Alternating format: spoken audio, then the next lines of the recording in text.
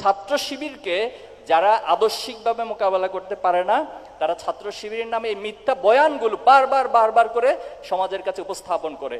এক্ষেত্রে একটা শ্রেণী তাদের কাজই হচ্ছে এটা করা, আর যারা জেনারেশন রয়েছে তাদের ভিতরে একটা কনফিউশন তৈরি করা।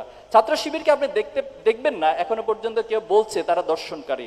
ছাত্র শিবিরকে কখনো দেখবেন না যে ছাত্র শিবির ইপটিজিং করেছে। ছাত্র শিবিরকে কখনো দেখতে পাবেন না যে তারা চাঁদাবাজি করছে, তারা টেন্ডারবাজি করছে, তারা টেম্পো স্ট্যান্ড দখল করছে। এরকম কোনো গালি ছাত্র শিবিরে পাবেন না। তাহলে কি পাবেন? পাবেন হচ্ছে আপনি এই যে রক কাটা, এরপরে পাবেন হচ্ছে আপনি গুপ্ত।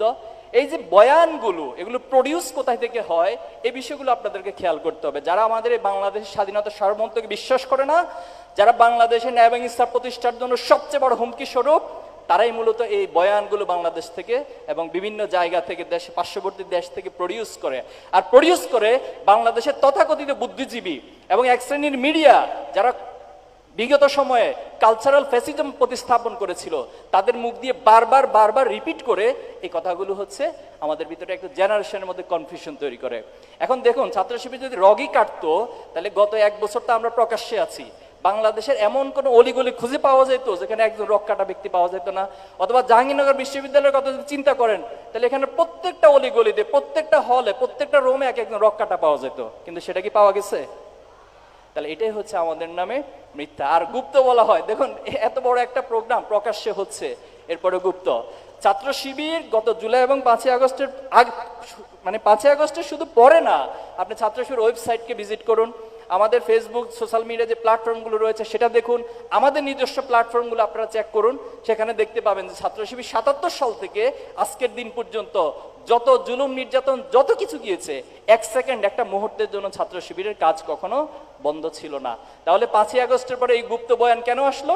কারণ ছাত্র শিবির আদর্শিক যে প্রসারতা, আদর্শিক যে শক্তি, এটা পৃথিবীর কোনো মতবাদ দিয়ে, পৃথিবী অমুক ভাইয়ের মতবাদ, অমুক তত্ত্ব, অমুকের সৈনিকের মতবাদ দিয়ে, আদর্শ দিয়ে মোকাবেলা করা যায় না।